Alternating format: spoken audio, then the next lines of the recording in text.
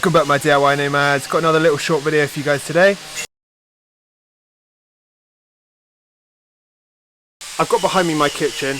Now with all these I basically made these little like leather loop finger pulls, and basically I had these stainless steel knurled thumb knobs, and I just bolted them through with this bit of leather. The leather's probably like 5 or 6 mil. It's very thick leather, but it's really nice. These things are so expensive to buy, so I just thought, you know, I actually had a bit of leather lying around, so I thought I'd just make this myself, and these worked out so much cheaper because of it. But I was wondering if I could get your guys' advice. So I've got obviously like 2 drawers, this one Tula pull-out pantry, and now this second Tula pull-out pantry that I do need to add another little leather finger knob. I'm really confused about what to do with my bin.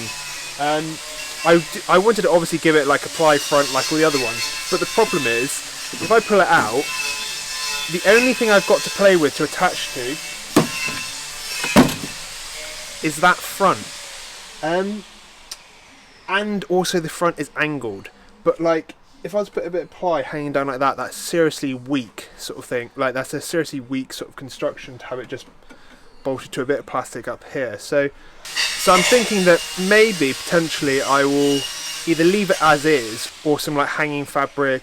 One other problem I found with my Peugeot Boxer, so anyone with this sort of new face Peugeot Boxer or Fiat Ducato, or is it Citroen Relay, I was wondering if anyone else has experienced the reverse parking sensor failure problem. Mine have just given up, and I'm trying to work out why. I'm having to take it into Peugeot tomorrow, but it's going to be bloody expensive. It's going to be like potentially up to 140 quid just to diagnose the problem, which is pretty bad. So yeah, if anyone could maybe lend some knowledge, that would be fantastic. And also, a lot of you did ask what I finally did with the door when I cut out the hole in the bulkhead. I actually I had that sort of overlapping curtain thing here before, and I literally just cut out a section of that because I was trying to work out like a little opening door, or like maybe something that slid away, but like the sliding away was very complex because it had to conform to all these curves and bits of steel here, and a door would just open up into the space and just take up unnecessary room. What I did do though was I just went round this edge with like this white trim, and just to make this sort of like cut bit of the inside bit look a bit neater.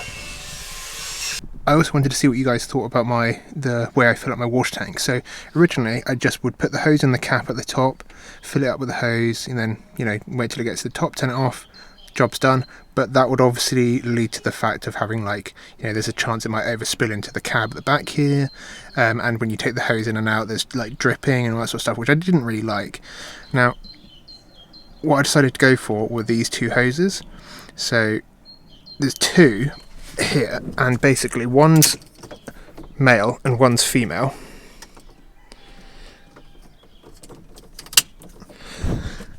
And when I want to fill up, I basically take these off the hook, take them outside. They've like got a good amount of excess on them, and I can connect up one to the hose outlet. I can connect up to a hose on this one, because usually hoses come with that end, so I can connect up the hose to this pipe, have both of the ends outside the van, and just leave the hose on, and then when it starts to overflow out of this one, I can turn it off, know that that's full, but it basically means that it acts as like a pressure release and an overflow. Now I know some of you might be asking why I just don't get one of these like side cap filler things. Annoyingly, because of where I have the bed at the certain height that it is and where the tank is, the cap would like have to sit just over like a bend in the metal. I thought this would be an easier design compared to filling out like the back of that mount and trying to make sure that no water gets inside this, like the side wall of the van. The other useful thing is that this won't obviously overspill, because if I connect these up, then any water that might be left in the tube just sort of keeps going around in like an infinite circle.